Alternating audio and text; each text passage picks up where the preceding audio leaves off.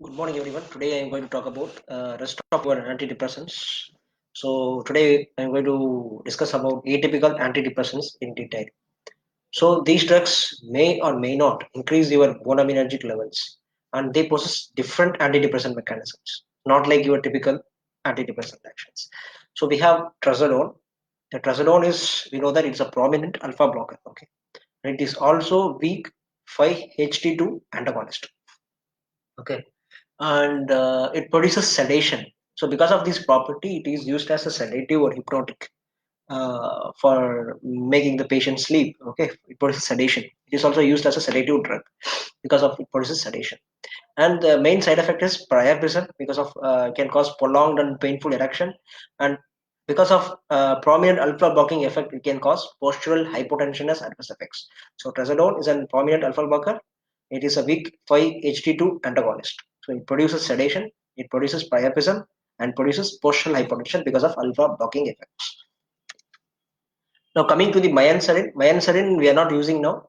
How they act? They act by blocking your presynaptic alpha 2 receptor. Okay, so by blocking the alpha 2 presynaptic alpha 2 receptor, there will be increased transmission. If there is an agonist at alpha 2 receptor, there will be decreased transmission. It is blocking the alpha 2 receptors. So what will happen? Opposite effects will happen. There will be increased transmission of neurotransmitters. And the main problem with this drug is seizure and bone marrow depressant actions. Okay, it can cause seizures and bone marrow depressant actions. That's why because of this side effect, it restricts its users. So Mianserin acts by blocking your presynaptic alpha 2 receptors. The main problem with this drug is seizure augmenting effect and bone marrow depressant actions. Now coming to the tianeptine and amineptine, they have the action opposite to SSRI. Okay, they will enhance the serotonin reuptake. Instead of inhibiting your serotonin reuptake, they will enhance your serotonin reuptake. So this is completely opposite to the SSRI action, and that's why it is called atypical antidepressant. Still it cures depression. That's why it is called atypical antidepressant. Tianeptine and amineptine, it has the action opposite to your SSRI. It acts by enhancing the serotonin reuptake. And what about venlafaxine? And venlafaxine has faster onset of actions, and it has the minimum drug interactions. Venlafaxine is SNRI, serotonin noradrenergic reuptake inhibitor. Okay, venlafaxine, milnacipran, levomilnacipran, and duloxetine. They are SNRIs. They are the fastest. Venlafaxine has the fastest onset of actions, and it has minimum drug-to-drug interactions. That is the safest drug comparing to all other drugs. Coming to the mirtazapine is NSSA, non-adinergic specific serotonergic antidepressant, NSSA. So it also, like your Mianserin, it also inhibits your presynaptic alpha 2 receptors. So by blocking the presynaptic alpha 2 receptors, what will happen? There will be increased transmission of neurotransmitters. So it will increases the release of the noradrenaline and 5-HT. Serotonin and noradrenaline will be released. And because of the inhibition of auto and heteroreceptors. Autoreceptors means it present on the same neurons, and heteroreceptors it presents on the opposite neurons. So by inhibiting these presynaptic alpha 2 receptors, it will increase the transmission of the noradrenaline and serotonin due to inhibition of your autoreceptors and heteroreceptors. So although your mirtazapine increases the serotonin levels in the synapse, there is selective activation of 5-HT1 receptors. Okay, and it has antagonist activity at 5-HT2 and 5-HT3. It has agonist activity at 5-HT1 and antagonist activity at 5-HT2 and 5-HT3. That's why it is called noradrenergic and specific serotonergic antagonist. The specific serotonergic is it has an agonist action on 5-HT1 and antagonist activity at 5-HT2 and 5-HT3. Therefore, it is called noradrenergic specific serotonergic antidepressant. So mirtazapine, it inhibits your presynaptic alpha 2 receptors. It increases the noradrenaline and serotonin levels because of inhibition of the auto and heteroreceptors respectively. And because of the serotonin level increase in the synapse, there will be selective activation of your 5-HT1 receptors in the post synapse. It has antagonist activity at 5-HT2 and 5-HT3. That's why it is called NSSA, noradrenergic specific serotonergic antidepressants. And coming to the, if you see the side effects, it has minimal sexual side effects compared with SSRI. SSRI, it inhibits your ejaculation. This problem is not present in your mirtazapine. Okay, it has minimal sexual side effects with SSRI. And the problem with your mirtazapine is it can cause your sedation, it can cause weight gain, it can cause lipid abnormalities and dizziness. So it has minimal sexual side effects compared with SSRIs. but it commonly causes sedation, weight gain, lipid abnormalities, and dizziness. Coming to the bupropion, I told that it will inhibit the dopamine reuptake. Also, it also inhibit your noradrenaline reuptake. And bupropion is metabolized to amphetamine-like compound. Okay, so that's why it possesses the excitatory property. Because of the excitatory property, it can precipitate the seizures at very high doses.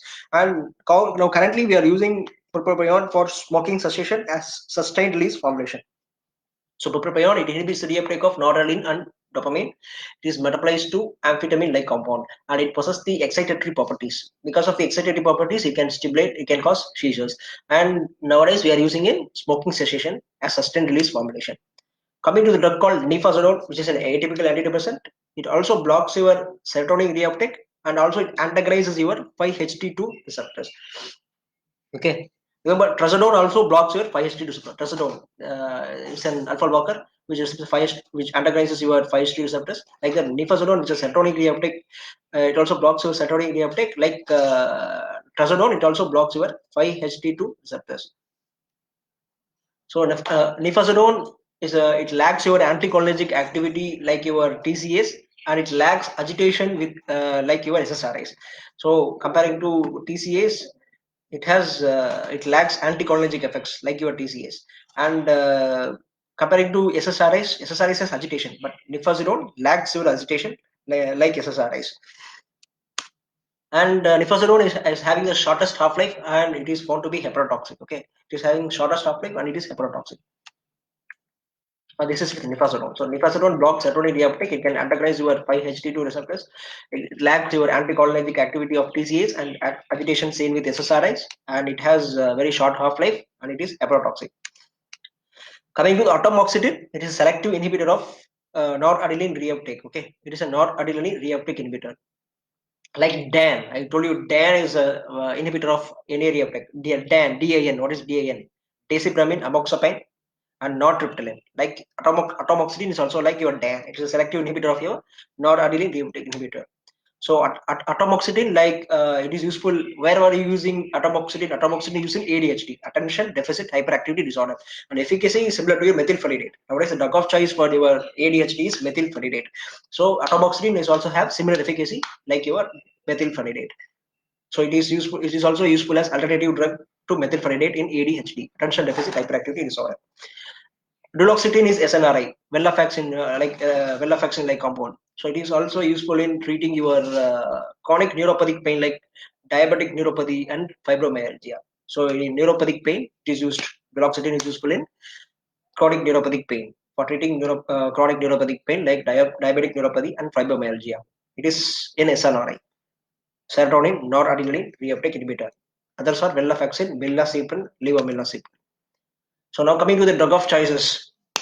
uh, Depending upon the actions, which drug is the most potent blocker of 5-HT reuptake. So paroxetine is most potent, P for potent. Okay, P for potent. Paroxetine is the most potent blocker of 5-HT reuptake inhibitor. It's an SSRI. It blocks only the serotonin reuptake inhibitor. And most potent blocker of noradrenaline reuptake inhibitor, remember DAN. Okay, DAN starts with D, so D is the most potent one. There is decipramine. Decipramine is the most potent blocker of your noradrenaline reuptake. If you talk about the selective inhibitor of 5-HT reuptake, we have escitalopram. I told you escitalopram is the safest. That's why it is selective. It is not potent, it is selective. It's a selective inhibitor of 5-HT reuptake. If you talk about the selective inhibitor of dopamine reuptake, the only compound which can inhibit the dopamine reuptake is bupropion. That is very easy question. And if you talk about the selective inhibitor of noradrenaline reuptake, it is oxyprotilene. If you talk about potent, that is decipramine. If you talk about the selective inhibitor of noradrenaline reuptake, then it is oxyprotilene. And which is a compound having the maximum anticholinergic or antimuscarinic activity, that is amitriptyline. Amitriptyline is having your maximum antimuscarinic activity, and maximum antihistaminic activity is with your nefazodone. Okay, maximum antihistaminic activity with nefazodone, and maximum alpha 1 blocking activity, which causes most postural hypotension, is doxepin.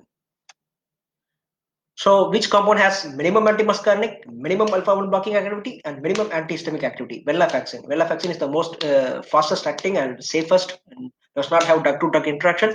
It has minimum antimuscarinic, minimum alpha 1 blocking, and minimum antihistamic activity. That is venlafaxine SNRI. And doxepin contains your high antimuscarinic activity, high antihistaminic activity, and high alpha blocking activity. Comparing all, it has more alpha blocking activity comparing to all others. So doxepin contains all of these things. Okay. And coming to the which is the longest acting antidepressant drug is always fluoxetine, and which is the shortest acting antidepressant, it is nefazodone. Okay, so longest acting antidepressant drug is fluoxetine, and shortest acting antidepressant drug is nefazodone. That's all for the depression today. I will revise your of choices again. So most potent blocker of your 5-HT reuptake is paroxetine P40.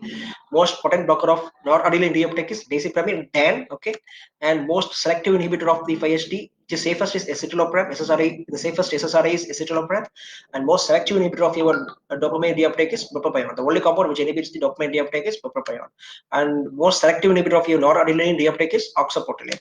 And most maximum antimuscarinic activity is exhibited by amitriptyline. Maximum antihistaminic activity is exhibited by nefazodone. Maximum alpha 1 blocking activity is exhibited by doxepin. And minimum antimuscarinic, minimum alpha 1 blocking, minimum antihistamic activity, fastest action, and no drug to drug interactions. Safest SNRI, venlafaxine. And doxepin contains all of your side effects like antimuscarinic, antihistamic, and alpha 1 blocking activity. Alpha 1 blocking activity is most by your doxepin. So fluoxetine is the longest acting drug, and nefazodone is the shortest acting antidepressant. This will finish your second part of your antidepressant drugs. Thank you. And next class we will see the anti-manic drugs and anti-anxiety drugs. Thank you for your kind attention.